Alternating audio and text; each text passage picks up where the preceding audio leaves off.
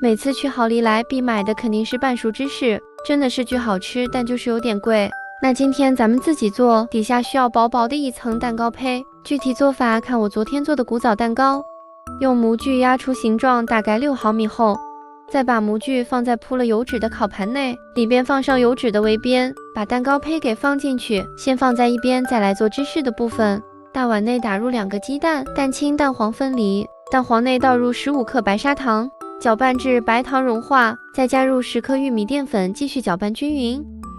锅内倒入120克的纯牛奶，开小火煮至微微冒泡泡，边搅拌边从高处往鸡蛋液里边倒，防止一次性倒进去了变成蛋花汤。全部搅拌均匀之后，再倒回锅内，加入20克黄油，开小火不停地搅拌，直到变成这种半流动的面糊。提前室温软化过的奶油奶酪准备180克，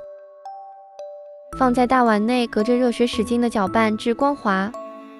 把刚才做好的蛋黄糊给放进来，继续搅拌均匀。为了让它口感更好，可以过一边筛。再来搅打蛋清，蛋清内滴几滴柠檬汁或者是白醋，用电动打蛋器打。20克白糖分3次加入，最后的状态提起来，打蛋器有一个小弯钩，先起余部分蛋清放入蛋黄糊内，翻拌均匀后，把它倒入剩余的蛋白内，继续翻拌均匀，倒入裱花袋内，直接挤在刚才的模具里边，挤个9分满就可以。